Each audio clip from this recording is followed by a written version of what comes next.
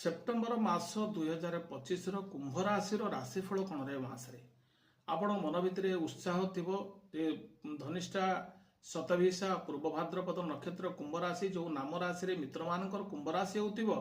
ତେଣୁ ଆପଣ ଜାଣନ୍ତୁ ଏ ମାସରେ ଆପଣଙ୍କ ପାଇଁ ନିଶ୍ଚିନ୍ତ ଏ ମାସଟିରେ କିଛି କାର୍ଯ୍ୟ ଆପଣଙ୍କର ଭଲ ହେବ କିଛି କାର୍ଯ୍ୟ ପାଇଁ ଆପଣ ଚିନ୍ତା କରିପାରନ୍ତି ସ୍ୱାସ୍ଥ୍ୟରେ ଟିକେ ସମସ୍ୟା ସୃଷ୍ଟି ହେବ ଆଉ ଦୁର୍ଘଟଣାର ଭୟ ମଧ୍ୟ ଆପଣଙ୍କ ପାଇଁ ରହିଛି ମାନସିକ ଚିନ୍ତାରେ ପରିବର୍ତ୍ତନ ଦେଖାଦେବ ଅର୍ଥର ପ୍ରଗତି ହେଲେ ମଧ୍ୟ ଅଧିକ ଖର୍ଚ୍ଚାନ୍ତର ଶିକାର ହେବେ ପତି ପତ୍ନୀ ଭିତରେ କିଛି ଛୋଟ କଥାକୁ ନେଇକି ବୁଝାମଣା ଭଲ ରହିବ ନାହିଁ